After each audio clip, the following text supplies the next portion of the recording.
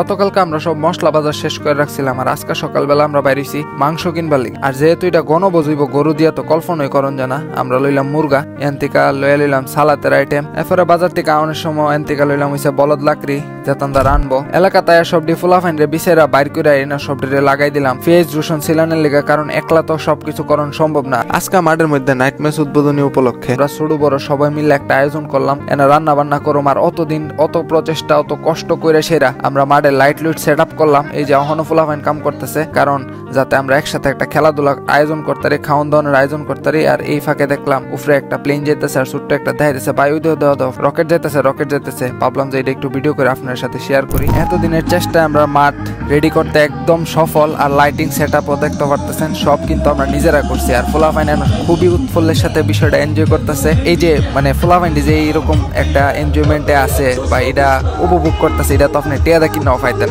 আর এই অ্যারেঞ্জমেন্টটা সবাই মিলে আমরা সবসময় করে থাকি। 16 ডিসেম্বর, পয়লা বৈশাখ এটিতে আমরা সবসময় করে রাখি। আর আমরা আজকে খাওয়ানোর আইটেম আসলো হচ্ছে মুরগির জাল ফ্রাই, ডাল, মাছের ভর্তা আর সাথে পানি। এখানে সবাই মিল্লা ছোট বড় যারা আছে সবাই মিলে একটা ফটো সেশন হইতেছে। আর সবাই আমি একটা সিলি দেওয়া সবাই একটু এঙ্গেজিং করলাম।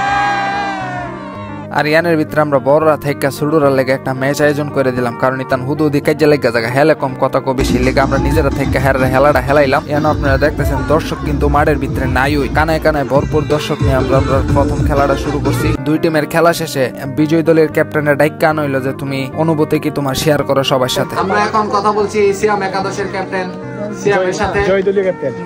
জয়দলীয় ক্যাপ্টেন সে 10 রানের ব্যবধানে জয়লাভ করেছে। Today performance hot happening final খুবই ভালো। দলের সবাই অনেক ভালো খেলছে, এটা নিয়ে আমি প্রাউড ফিল করি। অনেক পাওয়ারফুল করে